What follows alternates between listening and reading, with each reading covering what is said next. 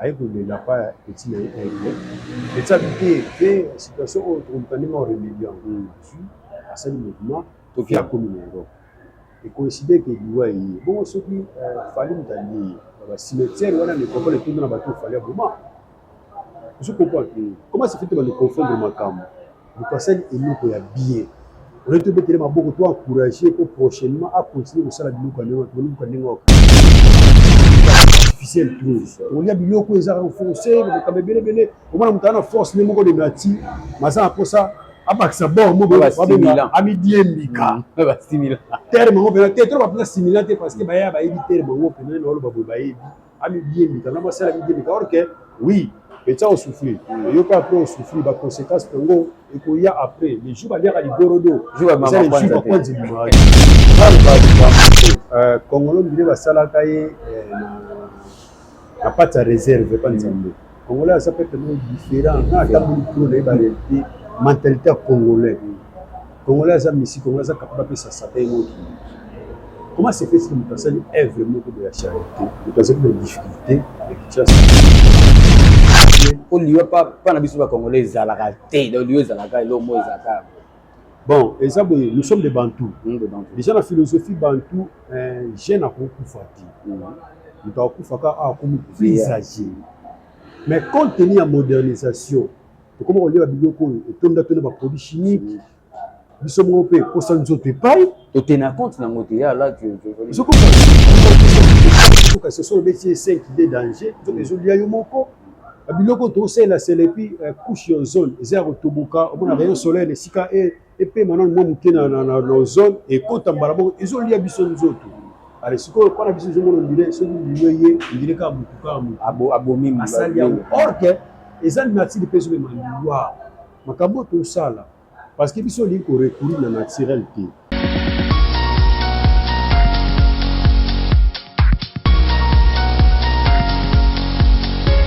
C'est toujours un grand plaisir pour moi d'être devant la caméra Maestro Vicky Poutou pour vous présenter cette émission Masolo Amboka, cette émission qui est suivie à travers le monde sur Toussaint Lani officiel depuis les États-Unis. Aujourd'hui, j'ai le plaisir de recevoir pour vous mon confrère Rolindo avec qui nous allons débattre concernant la disparition tragique de l'artiste et musicien Passekos, ancien batteur du groupe Quartier Latin. Pour le tirage de Mission de l'édit, pour taper le solo et pour nous tous les confrères de Mission. Oya tiki biso auté kotika biso mukolo ya lobi na kombo ya Francis Kakonde. Sans plus tarder, na obenga déjà invité na ngai Rolindo Mba aya pour que nous puissions ensemble débattre concernant ba sujet mbalo en Elsibino. Nous sommes toujours avec Maestro Vicky Poutou comme d'habitude. Abonnez-vous massivement sur notre chaîne YouTube Toussaint Lani officiel depuis les États-Unis pour avoir les informations en temps réel. Ouais, Rolindo Mba boitade. Si, boitade. Ouais, mbali boso na yambi. Na émission na sala ka mbali boso na yambi Rolindo Mba Rolindo Mba est revenu aux Anangolais pour la première fois. Voilà, premièrement, merci. Merci parce qu'il y a pas mal de gens qui sont en Rwanda. Je suis chance de suis occasion de suis opportunité de Toms Mopandisango Abengabango il y a une mission de la République et ça il m'a bien le cas. On a profité pour présenter la vie de Rwanda. Donc j'ai évité les prospérités avec tout le Rolindo depuis la bataille de Sabona na Toms Mopandisango. Tu as ce que tu as Toussaint Lani officiel. Voilà, Toussaint Lani officiel de Sali. Présenté de la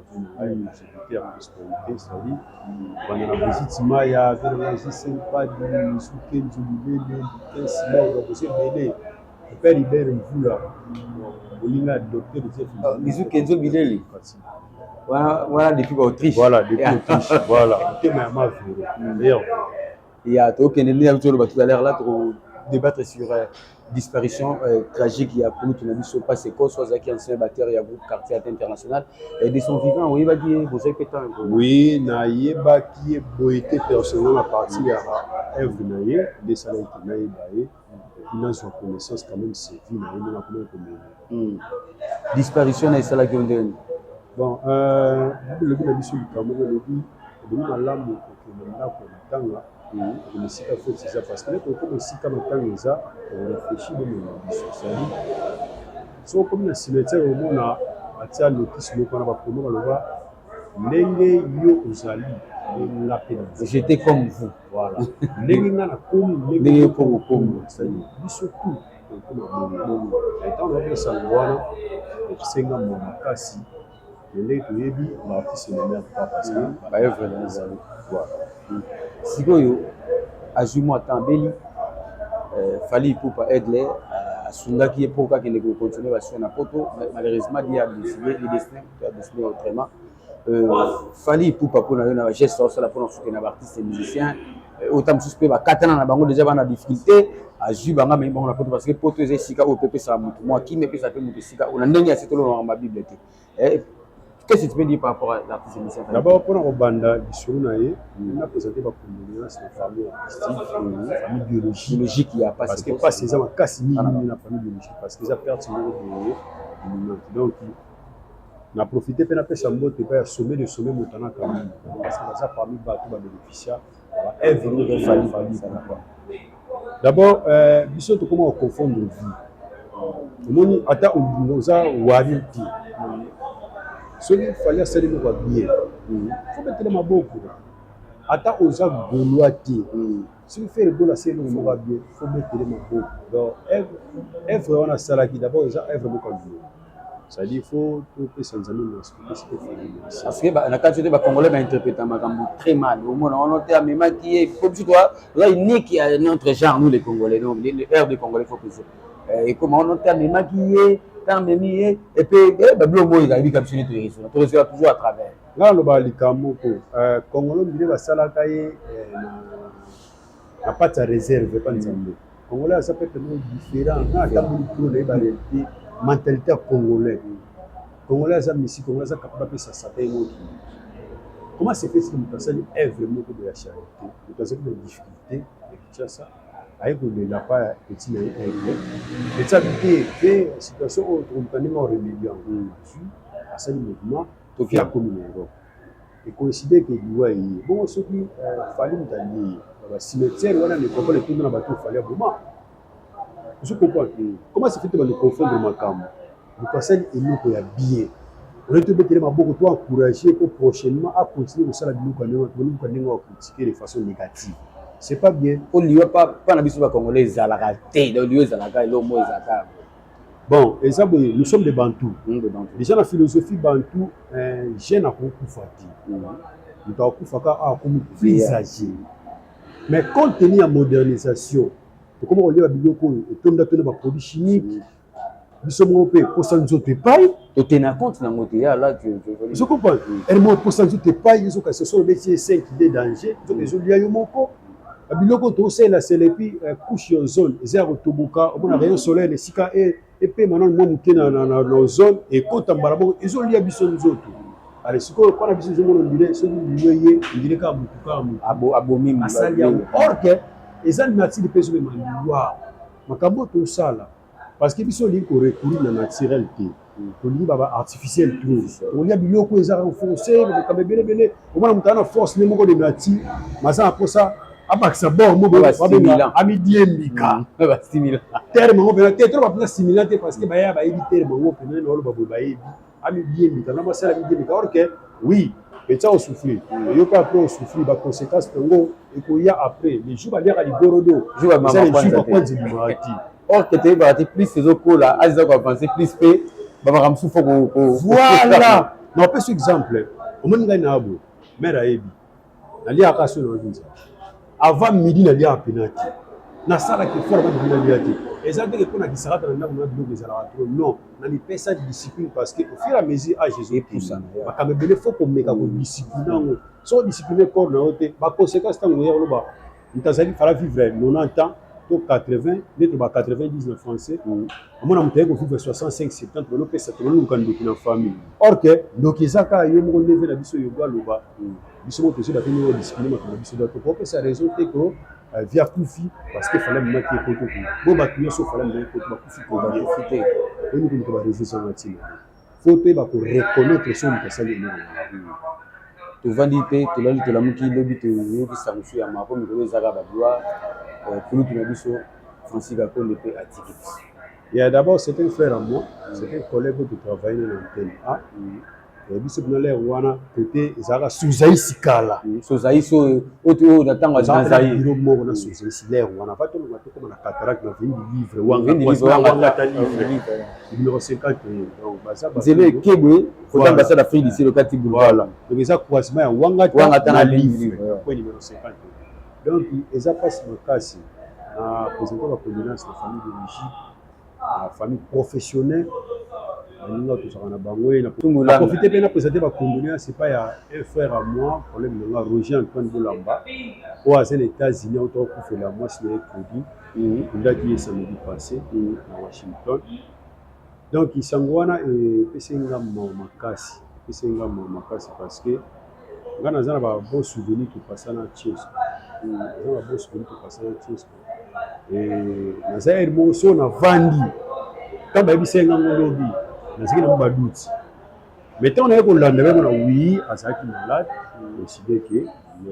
donc après mon équipe sur l'antenne ya boko ça ba bouloni ka ba boulot ya zaki chroniqueur pour les chroniqueurs à l'époque on va zaki plus na chronique parce que biso zaki na rédaction na rédaction ça uniquement la rédaction de l'information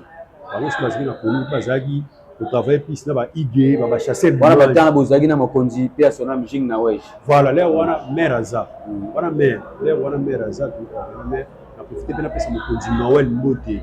ici ka zemba boshilo kinzondi donc na pesa mbote ici ka besoin mi donc antenne ya numeri place on a tiré les alaga place de so bali maga na vendi livre ouais si c'est quoi ça ka place azaka et puis biso zala l'air wana to zana ba to saka masolo ba juif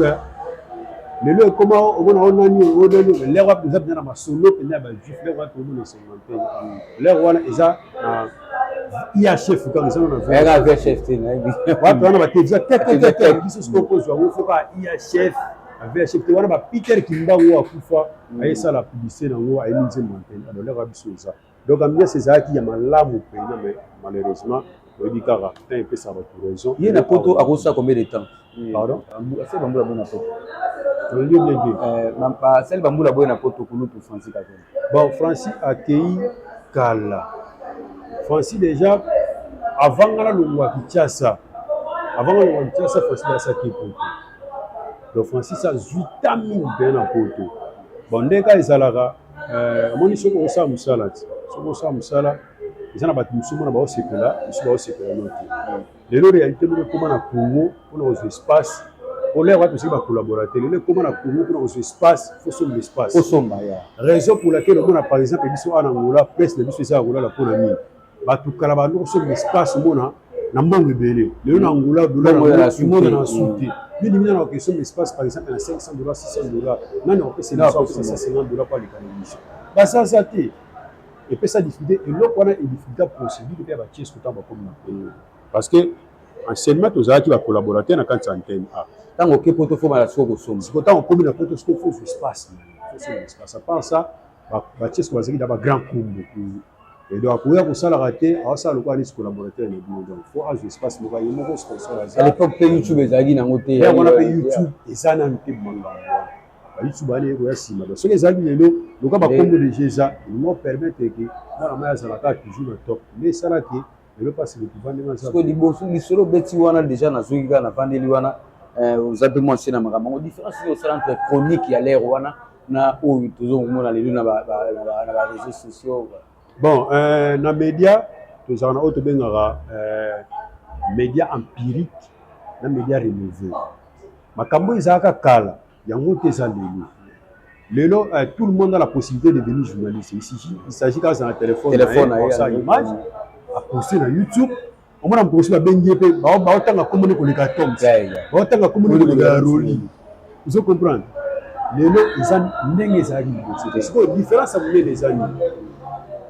ma finga o mona ke banda lelo te banda kala ata na monde na musique e banda kala na chronique pe e banda kala et là, on a besoin de Zani. Balata qui Zacharie c'était trop. Je comprends. Esprit à Zacharie va compter ça trop. Et heureusement YouTube payé et comme il a correctifié mon nom ça dans les naïe. On a par exemple frère David Mumbel.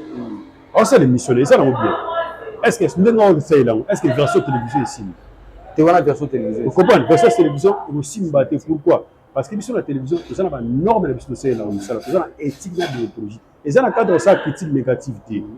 azwa yango mabe te eza juste pour éclaircir par rapport à question tuli ngai différence ya konika kala na différence ya lelo et puis kala omona par exemple faire auta oya asali conférence de presse wa asali na conférence de presse faire ye moko asali te fallait yaki ya conférence de presse asalaki wa asalaki te kutu tomona eve na biso quadre akora ntango ayaki na nzela ave na biso Laurent Sokoko nde basali conférence de presse kuna sikoyo mais soki ake na Côte d'Ivoire aosala conférence de presse soki ake na mboka mobo aosala conférence de presse elingi oloba nini eza considération oyo azopesa baprofessionnel ya média na mboka oyo ya koni ozomona nde chronique ezokoma omona par exemple motu moko boye musicien monene na ye awa baméga star loka bafere gol est ce que tozwi moyen okutana est ce que tozwi na poso okutana ete eza dévalorisation ya chronique lelo mpo na nini omona banti valeur bakote ebele surtout wana surtout awa azokoka kosala différence entre chroniqueur na journaliste omona motu moko asalaki émission moko asalaki image moko bakobenge journaliste oto basi bati journaliste chronique mpe ezelo mosusu alesali sikoyo dévalorisation wana baa bapesa chronique valeur eza te bino toloba neti ve na biso manda tiebo ya chama à l'époque ay asala émission na yo boyo owelela pasteur ekama et puis ezalaki likambo ya télévision bachaîne ezalaki na télé ezali na ve na biso à l'époque je me rappelle ape manaki na ve na biso loder londala bongwalang azalaka na chaîne ya télévision Canal Z bachaîne ya télévision ezalaka tozalaka na télé ezali na Congo Brazza télé Congo eza ndenge moko te na lelo oui lelo bahorizon s'élargir mais sauf que elingi baconséquence mwa mingi nde tolobaka kaka esika eloko ya poleza eloko ya bien mpe onde bakalibi mokonzi mpe babima sokopa te eza mpona makambo wana c'est mpe sa différence ya chronique ya kala na chronique ya lelo siko na ngola badefo omonaka eza beaucoup plus wapi na domaine ya média bon question oyo ezalaka très complexe awa nazalaka franc parce que c'est mon domaine naza ici ya ifasi ya communication biso babandaki koyebisa biso likambo moko makambo ekoévolue lokola makambo ekoévolue baconséquence ekoya omoni awa déjà na ngola problème nini ebima nini majorité bato oyo bagrand kombo ya ngola wana okosite wana à l'époque mpe na ifasik baoyebisa biso biloko wana donc je profite de l'occasion pour saluer Gisèle Kiwangala Mandungu de la part de Maestro Vicky to continue balobisa biso ke makambo ekoarrive sikoyo nini bagrand kombo oyo basala kombo na ngola na masolo ya média majorité bazalaki domaine voilà un jour on a eu à faire ce débat avec mon frère Oulika Emo tozalaki na fly kuna lelo yaki na casquette makambo ya problème ya journalisme ya média na ngola po esimba il faut un journaliste de formation et de carrière azala liboso pourquoi ayebi éthique na déontologie oui baerreur ezalaka biso tofaliaka tosaka baerreur na biso mais fois azala moto ayebi éthique na déontologie soki ayebi éthique na déontologie te eza mpasi aolakisa baninga nzela nini omoni mpasi problème ebanda bato bazwaki le devant na makambo bayaka liboso azana domaine te ozomona poma monene ebimaki yango wana na kati yo te je vis quelqu'un na otanga kombo te place moko donc aolobaka no te omoni biso nde toyebi na bon nga neti nga soki olobi oleki nga na ancienneté na ngola ça va mais na bulo te na ancienneté j'accepte nakuta bato awa nakotanga bakoma bato ate mais na ndenge ya bulo na ndenge ya kotanga bulo na ya kokemba na bulo so babi tosala neti bacasting awa bon nayebi te tofoleka voilà poma monene sikoyo yango wana ozo comprendre tout le monde croit être journaliste il suffit kaka asalaka image moko eza mpona nini aotala ye kuta aza boye asala danger bonga mona boloba koleka ye po aninga nasala te moni mpasi problème ebanda na masolo ya média na ngola so bato yango tokuta po ani basala te fort te bato boni baleki baye baosala mpe bien eza boye système ya rivalité na système ya rivalité batikelaka moto espace te bakolinga te batika espace sikoyo eza kaka yo moko fo bundano kaka nga lobaka eloko moko na média na mosala nyonso bautodidacte bazala moto mosusu omona atanga yango te makasi oka formation moko accéléré ayepa amosala yango asala yango mpe bien azwi kaka formation akomosala yango mpe bien sikoyo eza nini il faut ozala na amour du travail ozala na conscience professionnelle cetadire soko olingi yango totosala na concert na biso moko boye bali basala émission batanga asala annonce na bisi kata bandela anasala kwasi mais so osali bien te babino kata biso tomona na bastage biso alati babandi passé 5 4 3 2 1 action tika akoki te bakosenga ya bandela mbala nsima comme ça osala baeffort mona baluka kosala lelo mpe nde baza pambi badanger otoyebi na kongo na otanga komona bango te toyebi bango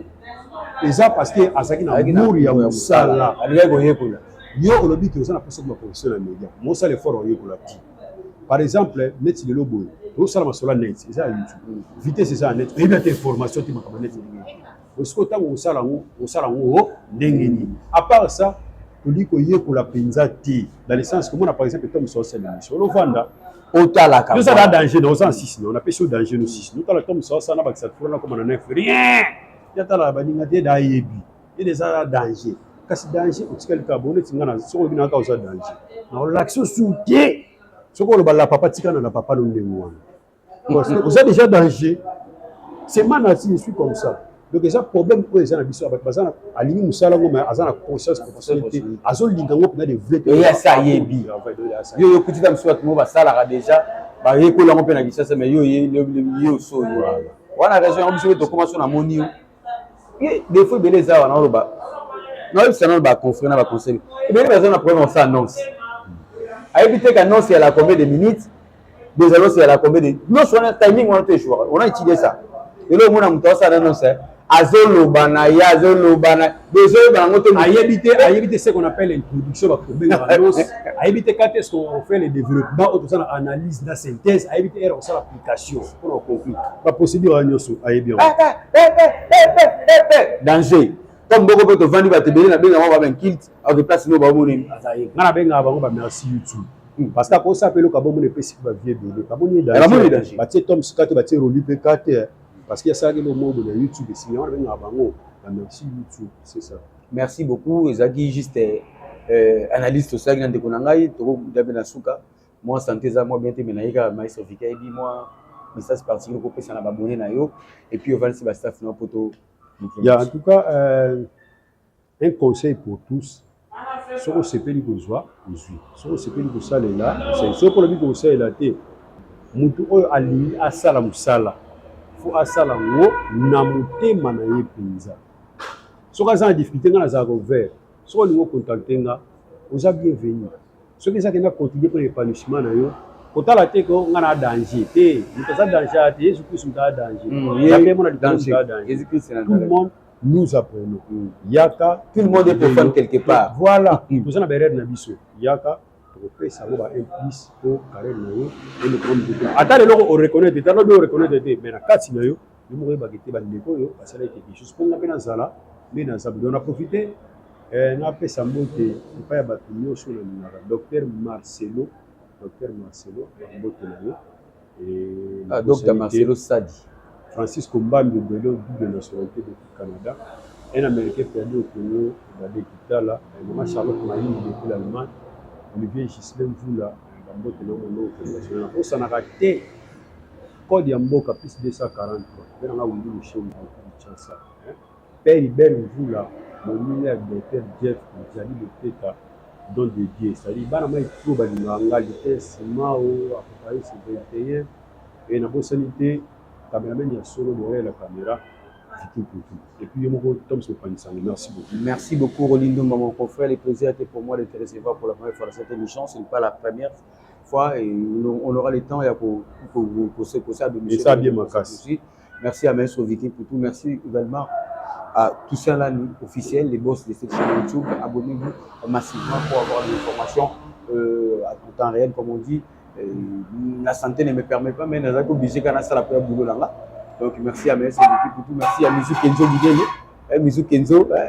merci à celui qu'on appelle Washington, grand pays imbécile, il y a bien mal à Munich. Washington, grand pays imbécile, il y a bien mal à Munich. Merci à toi, merci à maman Nina Glams, merci à mon papa Mario Masonama.